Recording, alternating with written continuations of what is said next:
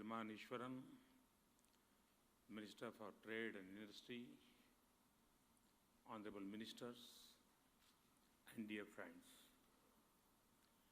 It is a matter of great pleasure to be here with you. I'm really happy to address the India-Singapore Economic Convention. My visit has been very productive and positive. I had excellent meetings with Singapore leaders today in the morning. We have concluded the strategic partnership which takes the relationship to a new level of engagement. We have set a high level of ambition for this relationship. Friends, our historical ties and cultural proximity are our assets. A large Indian diaspora is enriching the life and work environment of Singapore. In recent years, economic engagement has been a key driver of our relationship. Singapore is our 10th largest trade partner globally. It is also the second largest in ASEAN. Bilateral trade has expanded manifold after the conclusion of Comprehensive Economic Cooperation Agreement in 2005. Singapore has emerged as the second largest source of FDI into India. Outward Indian FDI to Singapore has also increased in recent times. Singapore is now one of the top destinations for Indian investments. A significantly large number of Indian companies are registered in Singapore. Singapore companies also have a level of familiarity with Indian market due to involvement over the past few decades. Our companies are positioned to explore and develop promising engagements. With a significant and growing number of companies of both sides and of foreign companies in both markets, I expect even more exciting partnership. We have the habit of precision. India has the scope for expansion. You are fond of going vertical. India's development is both vertical and horizontal. You are an exciting incubator. India is a vast laboratory. Thus, Singapore and India can work together in many promising areas. Last month, I had the opportunity of laying the foundation of two projects in India with participation of Singapore. One is the new capital city of Andhra Pradesh, Amaravati. Singapore is involved in preparation of the master plan for this new city.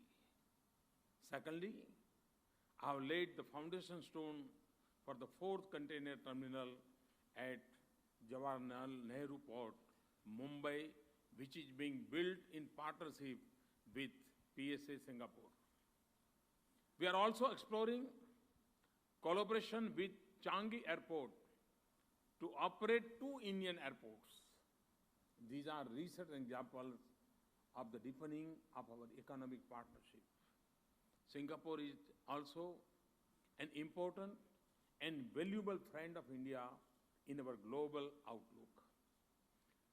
We regard Singapore as an essential ally in the implementation of our Look East policy.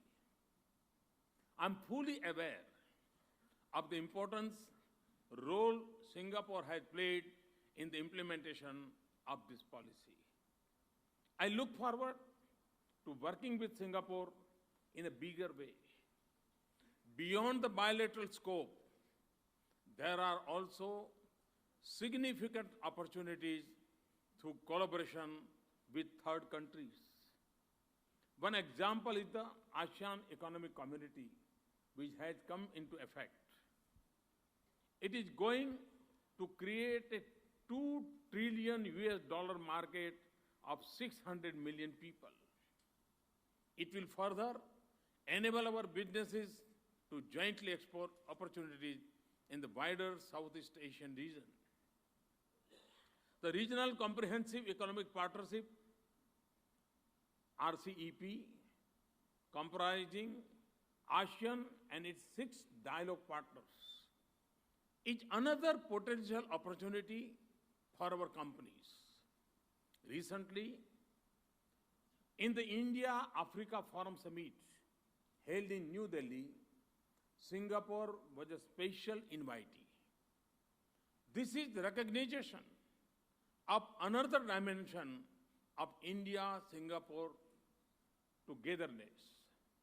We can work jointly in the African countries.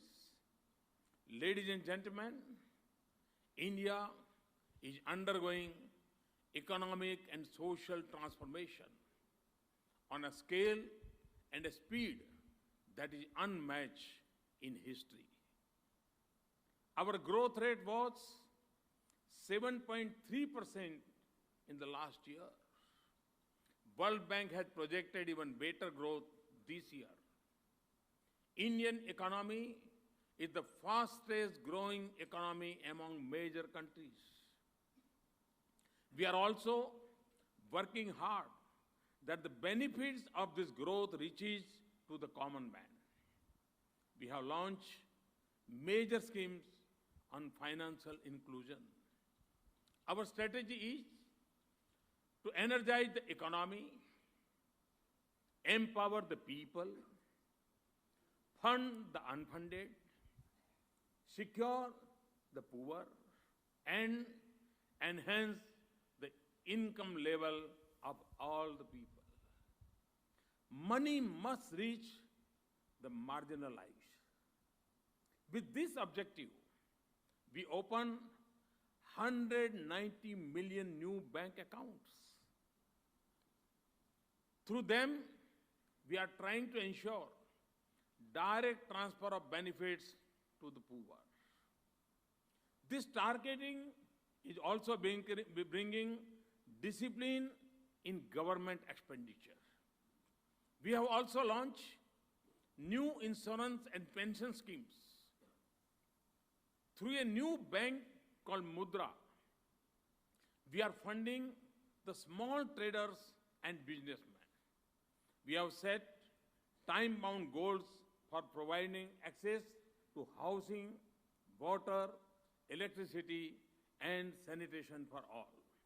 Thus, India is now the next frontier of economic revolution. Our changing paradigm has created new opportunities for global investor community. These opportunities range from building 50 million affordable houses to setting up 100 smart cities, modernization of railway network, and redevelopment of our railway stations, to setting up new railway corridors, generation of 175 gigawatt of renewable energy, to transmission and distribution networks, construction of national highways, bridges, and metro rail networks. Such a huge potential for creation of infrastructure and production of goods will not be available in any other country. More importantly, no one place on the earth can offer the customer base on such a massive scale. We are trying to harness this development potential through our policies and people. The campaigns like Digital India and Skill India are designed to prepare the people to take part in this process. We have witnessed massive growth in the number of startups in the recent past. Some of these have begun to challenge established global players. To tap this energy fully, we have recently launched the Startup India campaign. Startup India, Stand Up India. Friends, in past few months, the interest of foreign investors in India has gone up tremendously. However, there were a number of regulatory and taxation issues which were adversely impacting on their sentiments. We have taken very decisive steps to remove many of the pending concerns. To give you some examples, we have expedited regulatory clearances, including security and environmental clearances. We have greatly liberalized the licensing regime. We have increased the validity period of defense industrial licenses up to 18 years from 3 years. We have taken almost 60% of the defense items out of the licensing process and liberalized a number of restrictions like end-use certificate for the exporters. We have clearly articulated that we will not resort to retrospective taxation, and we demonstrated this position in a number of ways. We have introduced the concept of composite sector caps for the FPIs and other foreign investors. We have notified the regulations for the alternative investment funds, and we have rationalized the capital gain tax regime for real estate investment trusts. We have modified the permanent establishment norms. We have also decided to defer the implementation of the general anti-avoidance rules for 2 years. We have introduced the GST bill in Parliament. We are hopeful to roll it out in 2016. A new bankruptcy code and a new IPR policy is being drafted. The Company Law Tribunal is going to be formed soon. Our system for transparent auction and allocation of key natural resources like coal, spectrum, and iron ore has now become stable. These are just a few examples. We are working hard to make sure that our tax regime is transparent and predictable. We are also keen to see that genuine investors and honest taxpayers get quick and fair decisions on tax matters. To this objective, we have already made a number of corrections. As a result of our initiatives, the sentiments for inflow of foreign investment are turning into commitments. FDI inflows have gone up by 40% compared with previous year's corresponding period. Perceptions are turning into positive outcomes. We have jumped 12 ranks in the latest ranking by the World Bank on ease of doing business. India climbs to become the world's 7th most valued nation brand with a 32% sprint in brand value. India has consistently been ranked as the most attractive investment destination by several agencies and institutions. India has also improved its UNCTAD ranking of investment attractiveness. We were 15th place so far. Now we are at 9th place. India has also jumped 16 places on the World Bank Economic Forum's Global Competitive Index. Moody's have upgraded the rating of India as positive. Moody's, not Modi.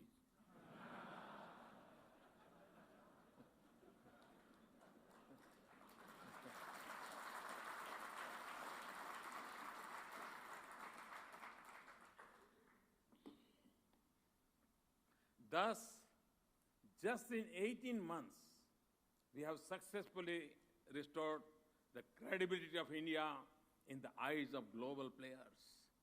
As soon as my government took over, we started liberalizing the FDI regime along with other reforms. We allowed 100% FDI in railways and enhanced the FDI limit to 49% in defense and insurance. We are also conscious of the last mile operational issues in such policies. In that spirit, we are fine-tuning the procedures also. Early this month, we have taken a very dynamic step to further open up the economy for FDI. With this last round of reforms, India is among the most open economies for FDI. Some new sectors have been fully opened for FDI. For most of the sectors, FDI clearances are now on automatic route. In addition to greenfield areas, many sectors can freely absorb FDI in brownfield projects. This includes roads, construction, and medical devices. Entry and exit conditions have been greatly relaxed for FDI.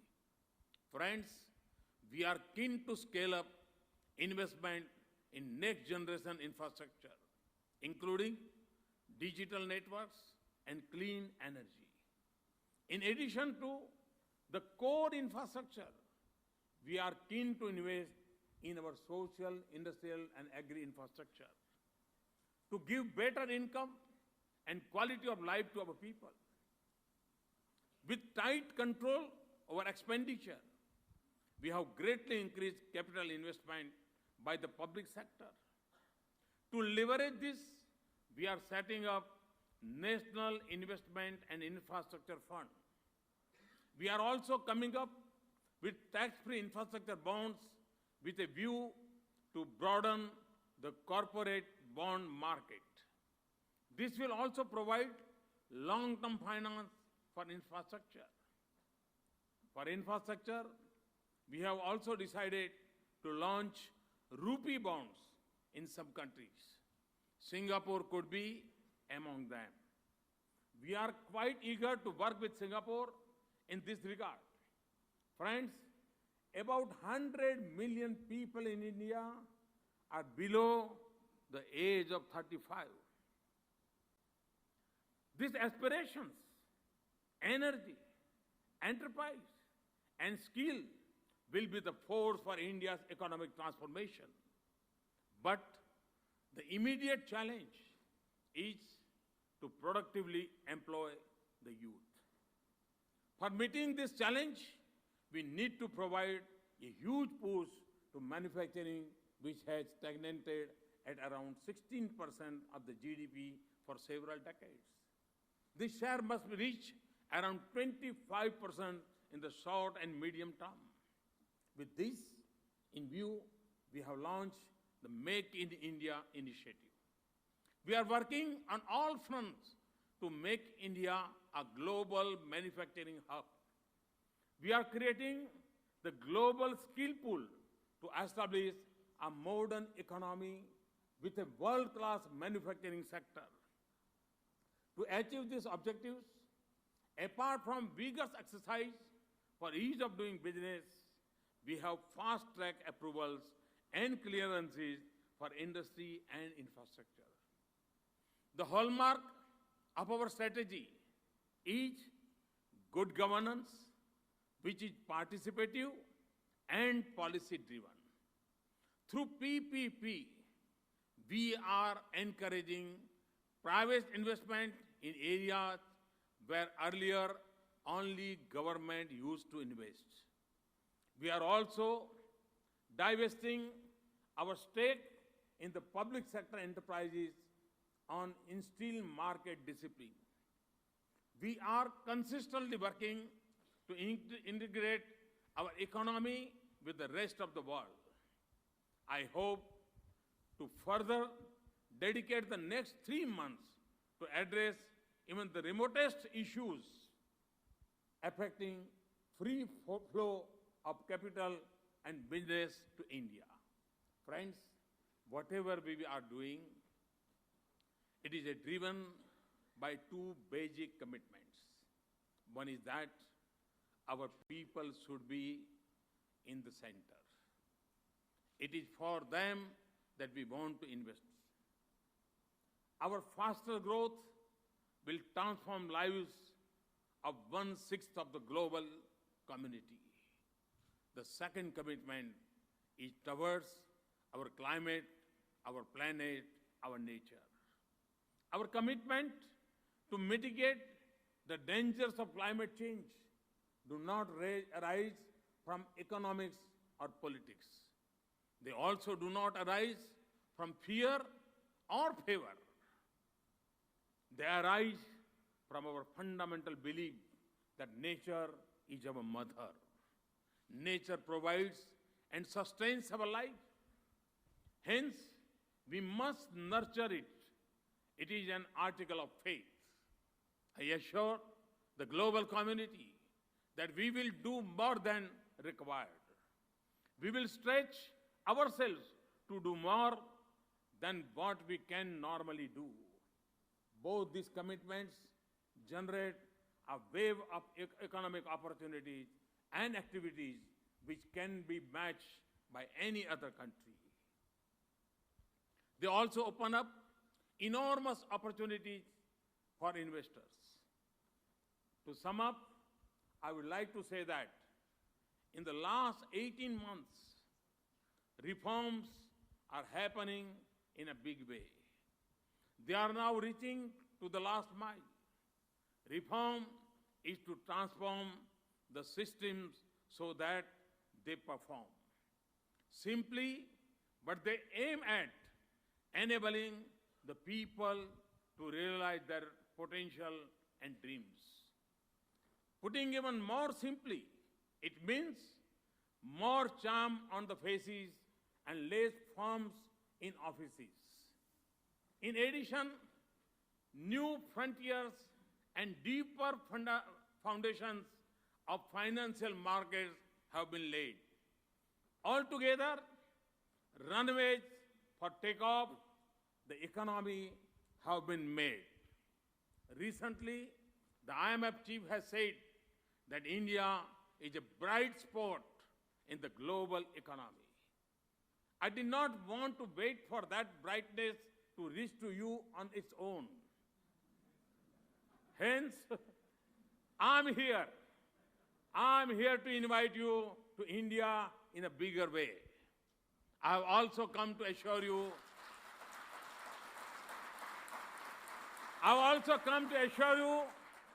that I am there to carefully hold your hands. Thank you very much. Thank you.